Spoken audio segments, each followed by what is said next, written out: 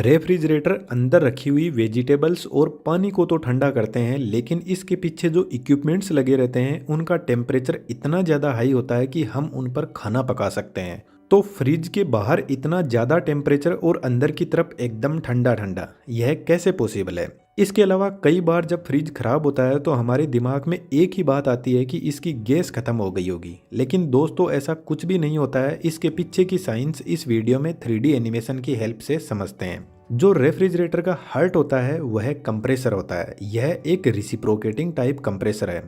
इसके अंदर एक सिंगल फेज इंडक्शन मोटर होती है। जब यह मोटर रोटेट करती है तो इससे जुड़ा हुआ पिस्टन कुछ इस तरीके से मूव करता है और यहाँ पर जो गैस होती है उसको कंप्रेस करके पंप करने का काम करता है। इन कंपोनेंट्स की वर्किंग रेफ्रिजरेटर की बॉडी को थोड़ा सा साइड में रखकर अच्छे से समझते हैं। कंप्रेसर एकदम पैक होता है क्योंकि इसके अंदर एक गैस भरी जाती है जिसका नाम है फ्रीऑन R134a, जो आजकल कॉमनली यूज होती है, और मोटर और कंप्रेसर दोनों मिलकर इस गैस को पंप करने का काम करते हैं। जब कंप्रेसर इस गैस को कंप्रेस करता है तो इसका टेम्परेचर 90 डिग्री सेंटीग्रेड तक इंक्रीज कर देता है और प्रेशर 8 बार तक बढ़ा देता है, और इस गैस को हम रेफ्रिजरेंट भी बोलते हैं।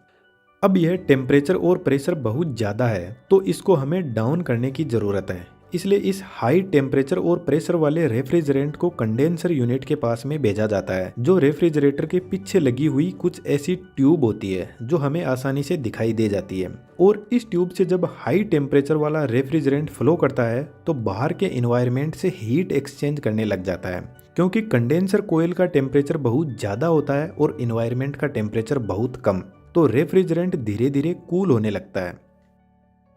कंडेंसर के ऊपर कुछ इस तरीके के सपोर्टिंग वायर लगे रहते हैं जो कंडेंसर को सपोर्ट भी करते हैं और रेफ्रिजरेंट को कूल करने में भी हेल्प करते हैं। क्योंकि यह कंडेंसर ट्यूब से टच रहते हैं तो कंडेंसर ट्यूब का टेम्परेचर कुछ इनमें ट्रांसफर हो जाता है और इन्वायरमेंट से यह हीट को एक्सचेंज करके रेफ्रिजरेंट को ठंडा करने में हेल्प करते हैं। जब रेफ्रिजरेंट इतना लंबा रास्ता तय करके कंडेंसर कोयल से बाहर निकलता है तो इसका टेम्परेचर 45 डिग्री सेंटीग्रेड तक रिड्यूस हो जाता है, और जब टेम्परेचर डाउन आता है तो गैस लिक्विड में बदलने लग जाती है। इसको थोड़ा आसानी से समझे तो जब हम पानी को गर्म करते हैं तो वह वेपर में बदल जाता है, और जब उनको ठंडा करते हैं तो वापस लिक्विड में बदलने लग जाता है। तो ठीक ऐसा ही इस गैस के साथ में होता है।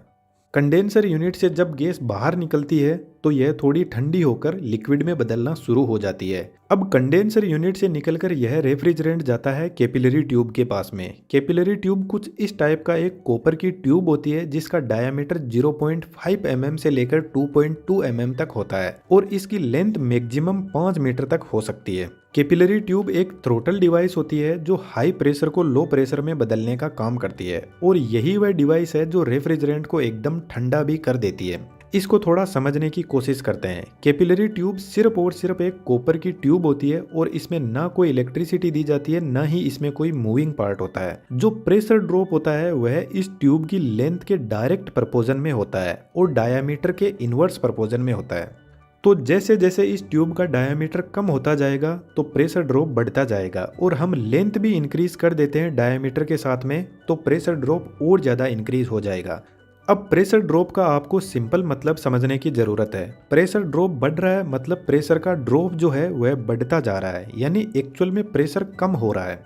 तो जब रेफ्रिजरेंट इस कैपिलरी ट्यूब से बाहर निकलता है तो उसका प्रेशर ड्रॉप होकर 0.6 बार तक पहुंच जाएगा, और जब इतना प्रेशर का ड्रॉप हो जाएगा तो टेम्परेचर भी रिड्यूस हो जाएगा। तो जब इस ट्यूब के अंदर रेफ्रिजरेंट एंटर हो रहा था तो उसका टेम्परेचर था 45 डिग्री सेंटीग्रेड, और जब बाहर निकलेगा तो उसका टेम्परेचर -16 डिग्री सेंटीग्रेड तक पहुंच जाएगा। और जब टेम्परेचर इतना कम हो जाएगा तो 75% जो गैस थी वह लिक्विड में बदल जाएगी। रेफ्रिजरेटर के अंदर फ्रीऑन गैस काम में लेते हैं जिसका नेचर होता है वह बहुत जल्दी ठंडी होकर लिक्विड में भी बदल जाती है और बहुत जल्दी गर्म होकर वेपर में भी बदल जाती है। इसीलिए फ्रिज के अंदर इसी गैस को काम में लेते हैं। दोस्तों आज मैं आपको एक बहुत बेहतरीन चीज़ दिखाता हूँ। यह फीवर वेबसाइट है। यहाँ पर मैंने 3D आर्टिस्ट को सर्च किया है और यह कोई आर्टिस्ट है जो सिर्फ 3D एनिमेशन का मॉडल डिजाइन करके एनिमेशन करने का 25,000 रुपये चार्ज करता है। और इस वेबसाइट पर आपको खुद को जाकर देखना है। और यह वेबसाइट तो सिर्फ एक एग्जाम्पल है, इसके अलावा ढेरों ऐसे फील्ड है जहाँ पर एनिमेटर्स की भरपूर डिमांड पड़ी है। जब 3D एनिमेशन का इतना जबरदस्त फ्यूचर है इंडियन इंडस्ट्री में, तो आप किस चीज़ का वेट कर रहे हो? आप लाइव अड्डा को ही देख लो। जैसे ही हमने 3D एनिमेशन शुरू किया, अपने चैनल की ग्रोथ एकदम से बढ़ गई। और मैं चाहता हूं कि लाइव अड्डा के साथ में आप भी ग्रो करो। और एक बेसिक से एक्सपर्ट बनने की अप्रोच को ध्यान में रखते हुए हमने बेहतरीन 3D एनिमेशन का कोर्स डिजाइन किया है। हमारा मकसद है आपको सिखाना, इसलिए हमने इस कोर्स की एकदम बेसिक फी रखी है जो आपके 3 महीने के फोन रिचार्ज के बराबर ही है। दोस्तों हम हाथ बढ़ा रहे हैं, आप शुरुआत तो कीजिए अपने फ्यूचर को बेहतर बनाने की। वीडियो को पूरा देखने के बाद में डिस्क्रिप्शन में वेबसाइट का लिंक दिया हुआ है, वहां से कोर्स ज्वाइन कर सकते हो। अब टॉपिक पर वापस आते हैं।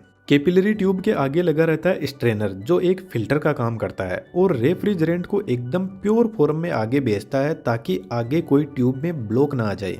स्ट्रेनर से निकला हुआ रेफ्रिजरेंट पहुंचता है इवेपोरेटर कोइल के पास में। और इवेपोरेटर कोइल भी एक ट्यूब ही होती है और यह रेफ्रिजरेटर का जो बॉक्स होता है उसके अंदर की तरफ होती है। सिर्फ यही कोइल है जो रेफ्रिजरेटर की बॉडी में सेट रहती है, बाकी पूरा मैकेनिज्म बाहर ही रहता है। रेफ्रिजरेटर में जो सबसे ऊपर का बॉक्स होता है जिसको हम फ्रीजर बोलते हैं, वहां पर यह कोइल लगी रहती है और इसका इफेक्ट सबसे ज्यादा फ्रीजर में ही होता है। इसलिए इस बॉक्स में बर्फ आसानी से जम जाती है क्योंकि इस कोइल के अंदर एक बहुत ज्यादा ठंडा लिक्विड रेफ्रिजरेंट फ्लो कर रहा है। तो फ्रिज के अंदर जब हम कोई वेजिटेबल या फ्रूट रखते हैं तो उसकी गर्मी को इस कोइल में चल रहा रेफ्रिजरेंट एक्सचेंज कर लेता है, अपनी ठंड को वेजिटेबल को दे देता है और गर्मी को अपने पास में लेकर आगे निकल जाता है। यदि एक गर्म और एक ठंडी बॉल पास में रखी हुई है तो गर्म बॉल ठंडी बॉल को थोड़ा सा गर्म कर देगी और ठंडी वाली बॉल गर्म वाली को थोड़ा ठंडा कर देगी। इस तरीके से दोनों अपनी एनर्जी को एक्सचेंज करती रहेगी। तो ठीक ऐसा ही फ्रिज में होता है। जब इवेपोरेटर कोइल फ्रिज में रखे हुए किसी भी वेजिटेबल फ्रूट की गर्मी को एक्सचेंज करती है तो इसके अंदर जो लिक्विड फ्लो हो रहा है वह वापस वेपर में बदलने लग जाता है, गर्म होकर, यानी वापस गैस में बदलने लग जाता है।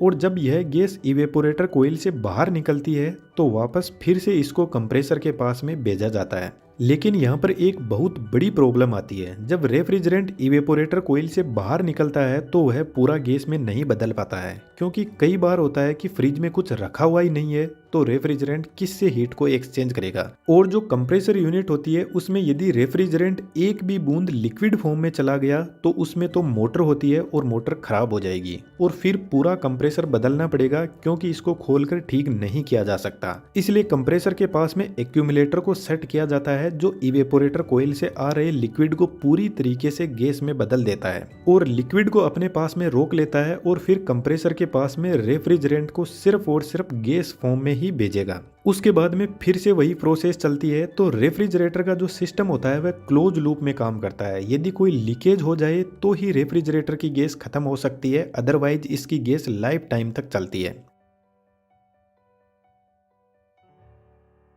लेकिन आप कई बार नोटिस करोगे फ्रिज में कि जो इवेपोरेटर कोइल है उसको बहुत स्ट्रगल करना पड़ता है। आपने गर्मियों में देखा होगा जब हम किसी गिलास में एकदम ठंडा पानी या कोल्ड ड्रिंक डाल देते हैं तो उसके चारों तरफ पानी की बूंदें जम जाती है। तो ठीक ऐसा ही इवेपोरेटर कोइल के साथ में होता है। फ्रिज के अंदर जो भी थोड़े बहुत वाटर वेपर होते हैं, जब कोइल ठंडी होती है तो उसके पास में चिपक जाते हैं और कोइल के चारों तरफ ही बर्फ जम जाती है, जिसकी वजह से इवेपोरेटर कोइल सही से हीट एक्सचेंज नहीं कर पाती है और इवेपोरेटर कोइल लिक्विड को गैस में नहीं बदल पाती है। इसलिए इवेपोरेटर कोइल के चारों तरफ एक हीटर कोइल भी लगी रहती है जो हर 5 से 6 घंटे बाद में ऑन होती है और इवेपोरेटर कोइल के ऊपर कोई बर्फ जमी हुई है तो उसको हटा देती है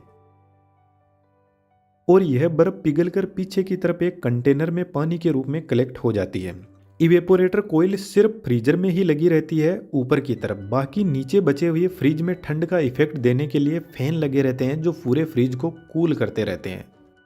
अब मैंने आपको बताया कि कंप्रेसर फ्रिज का हार्ट होता है, तो फ्रिज में दिमाग भी होता है और उसका दिमाग का नाम है थर्मोस्टेट। जब हम कूलिंग इफेक्ट को कम या ज़्यादा करते हैं तो उस टाइम थर्मोस्टेट कंप्रेसर की स्पीड को कम या ज़्यादा करके टेम्परेचर को कंट्रोल करता है। यदि हम फ्रिज का टेम्परेचर बढ़ा देते हैं तो उस कंडीशन में थर्मोस्टेट कंप्रेसर को स्लो स्पीड में रोटेट करवाएगा, जिसकी वजह से कंप्रेसर कम गैस को पंप कर पाएगा और कम कूलिंग इफेक्ट दिखेगा।